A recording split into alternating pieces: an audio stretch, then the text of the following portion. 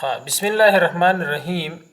نننی ویډیو زمونږ دا چې مونږ به خپل لپټاپ ریفریش کوو څنګه او د هغې سره به څومره وایرس چې زمونږ په لپټاپ کې دي نو مونږ به یې ریموو کوو څنګه یعنې ډیلیټ کوو به څنګه.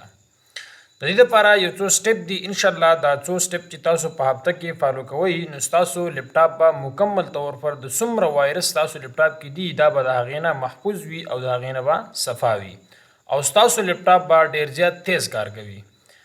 فرست سټپ د هغې دپاره دا دی چې تاسو به سرچ بار ته راشئ او دیس کې به رن ولیکئ. که تاسو شارټکټ راولئ نو تاسو به په خپل لپټاپ کې وینډو پلس آر پریس کوئ. چې کله تاسو وینډو پلس آر پریس کوئ د هغې لپاره به تاسو دلته راشئ او تاسو به ولیکئ. اولی سټپ ستاسو دا دی چې دیس کې به تاسو ولیکئ کلین MGR CLEAN او MGR. چې کله تاسو ولیکئ نو تاسو به اوکې ووایئ. چې کله تاسو اوکې ووایئ تاسو وینئ تاسو به په اوکې باندې پریس کوئ او ډیلیټ فایل مطلب دا د هغه فایل دی چې کوم ستاسو نه فکارېږي یعنی ایکسټرا کوم فایل دی دې نه به ستاسو لپټاپ صفا کیږي. ټیک ده نو تاسو په ډیلیټ فایل باندې کلیک کوئ. تاسو وینئ کوم چې ستاسو سره ایکسټرا فایل دی دې نه مکمل طور پر ډیلیټ شو او په دې وجه باندې به ستاسو چې کله دا ډیلیټ شي نو ستاسو لپټاپ به تیز کار شروع کړي. اولی سټپ خو دا دی. دویم سټپ دا دی چې تاسو به وینډو پلس آر پریس کوئ او دیس کې به تاسو ولیکئ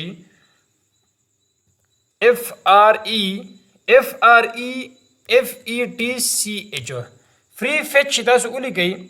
فری فیچ چې تاسو ولیکئ نو تاسو به په اوکې باندې پریس کوئ. دیس کې به تاسو کنټرول پلس A پریس کوئ او ټوټل به تاسو ډیلیټ ووایئ چې څومره تاسو سره ایکسټرا فایلونه دي نو تاسو ته مکمل طور پر صفا شي او ډیلیټ به شي. دویم سټپ په دې طریقه باندې تاسو خپل لپټاپ صفا کوئ.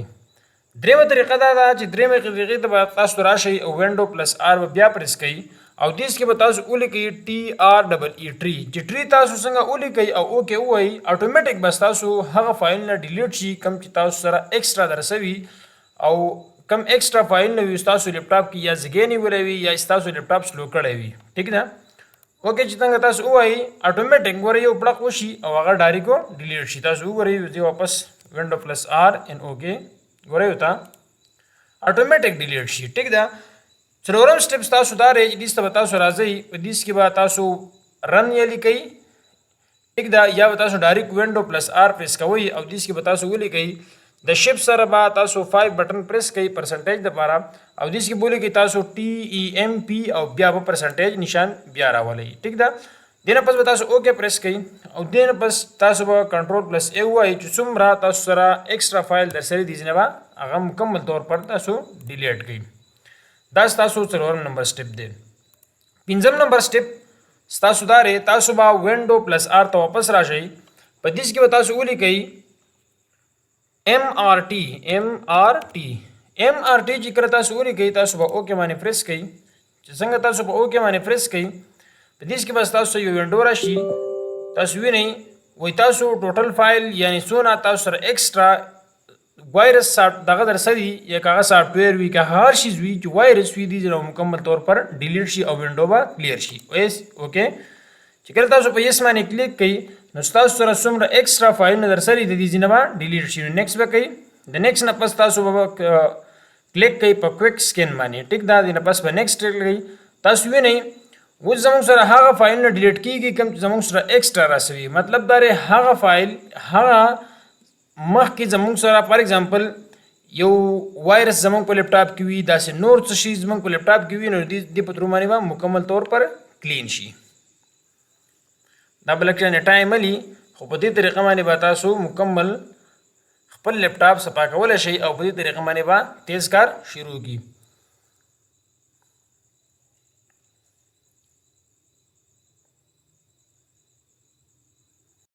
نو په دې طریقه باندې که زه دا پرېږدم نو ویډیو ډېره اوږدېږي نو دا به زه کراس کړم خو په دې طریقه باندې تاسو مکمل طور پر د خپل لپټاپ نه یعنې د PC نه چې څومره وایرس دی دا تاسو ډیلیټ کولی شئ. ټیک ده نو زه به اوس په کراس باندې یعنې کینسل به یې کړم.